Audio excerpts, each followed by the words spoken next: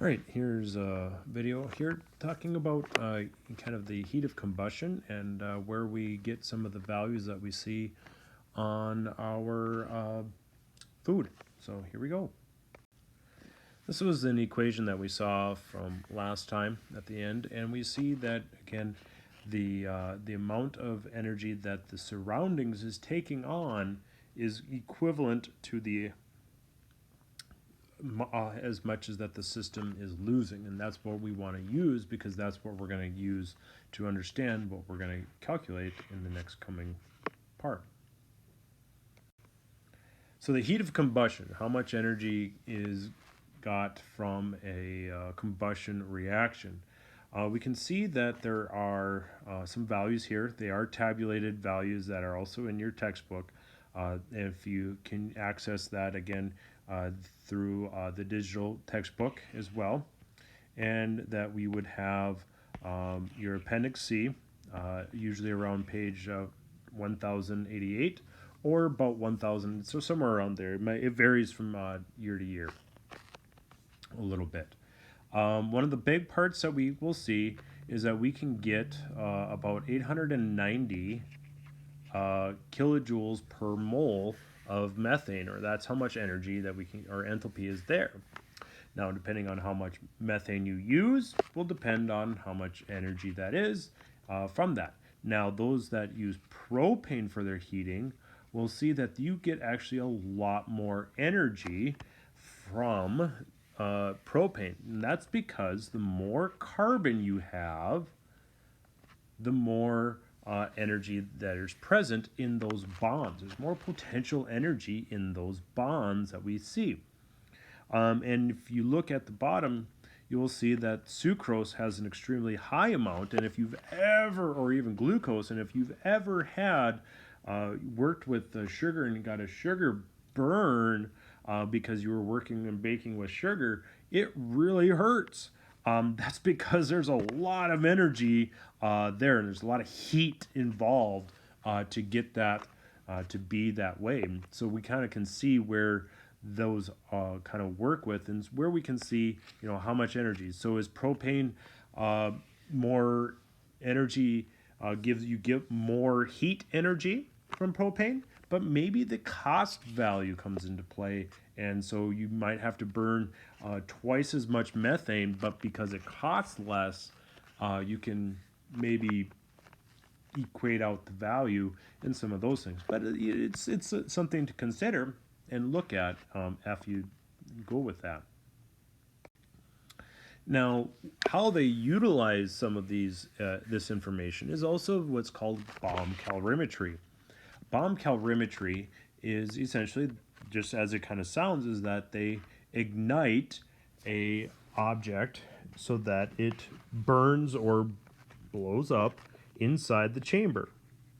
I can tell you from experience, this is not the easiest thing to ever deal with, because a lot of times these wires that they're connecting down here are very, very thin. And because of that, sometimes you'll have this whole thing set up, and then because one of the wires came out, it doesn't work. When you go to complete the circuit, it doesn't work, and so you have to go through the whole process again. But this is like a coffee cup calorimetry on steroids because everything is sealed up. You have literally small amounts of potential for contamination, because what you have is you have a very oxygen-rich chamber that you have those electrodes in. The electrodes come out, you hook it up, and it goes. And then the water's turning. The water is then the temperature of the water as it goes. And so as that the bomb itself reacts, or the reaction chamber warms up, it warms up the water, and therefore we can see that temperature change of the water, and we can then calculate out. This is essentially how, in a rudimentary way, how we would measure or find the calorie content on some of our foods, utilizing this method, so that we can get how many calories are in a chip. Well, they would have to literally burn the chip to know what that is like, and that's a lot of times can be used with what's called again bomb calorimetry. We can calculate out some things, and these are some values that are from foods that we would see here. You can see that carbohydrates, 100% by mass of that would give us 17 kilojoules per gram. Fats have about 38 kilojoules per gram, and proteins have about 17 kilojoules per gram. Or if we look at them in the kilocalories, that would be capital C calories. There are 4, 9, and 4. So carbohydrates and protein, from a calorie point of view, are equivalent. That does not mean that they're doing the same thing. And so you want to get more into the nutrition side of it.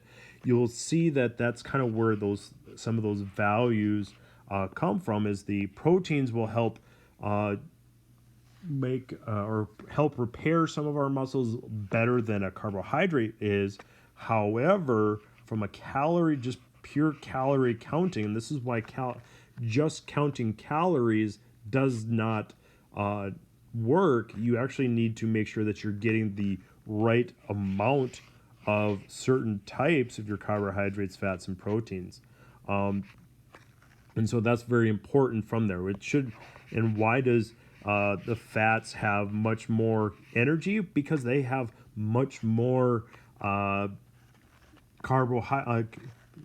carbon bonds in them, and therefore because they have more carbon bonds, they have more energy in those carbon bonds. And we can see that there are some things as we kind of look at is that, your green beans are very high in carbohydrates, and not so much, say, in a little bit in the protein, but don't have a lot of fat. And so kind of utilizing kind of things that have certain ones, that's why we work with some of those that we do. And we can see peanuts have a good energy output for the most part. And so that's why they're very nice, even though some of you may or may not be allergic to peanuts, and or even your cheeses that have certain other things. Apples do have a small amount of fat, and that would be what we always call good fat. And there used to be kind of this thing of having literally no or low fat diets, and now we have found that we've gone to back and forth with extremes, that no carbohydrates, oh, we need carbohydrates, only protein, oh no, and it always seems to be back and forth. And that's why it's important to have a nice balanced diet of carbohydrates, fats, and proteins, making sure that you're getting the proper amounts of everything, so that, and those of you that are more active and are therefore need certain other things, there are certain timetables and things like that that one could go into further investigating of what these things are.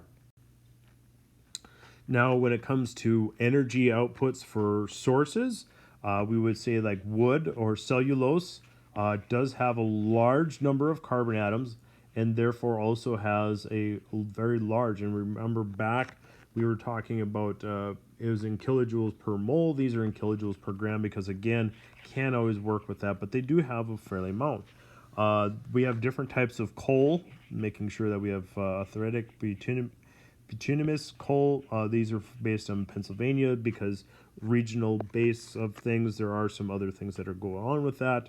Natural gas will have more carbon for the most part, for the how many grams as well.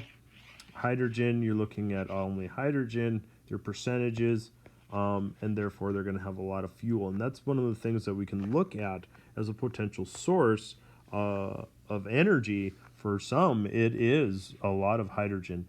And again, the crude oil is different because of where it's located. There's sweet crude, that just means it's less impurities, as in to say the oil that is in the Dakotas right now, or as opposed to what's in Texas, and versus what's in the Middle East. And so all these different crude oils have different different amounts of impurities, and therefore the more impurities it has, the harder it is to refine to make, say, gasoline, and even some natural gases come off of that.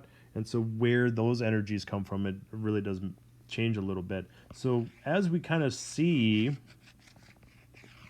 where our energies come from, and that our renewable energies are probably going to, this is an old graph, and it will probably increase as we go through.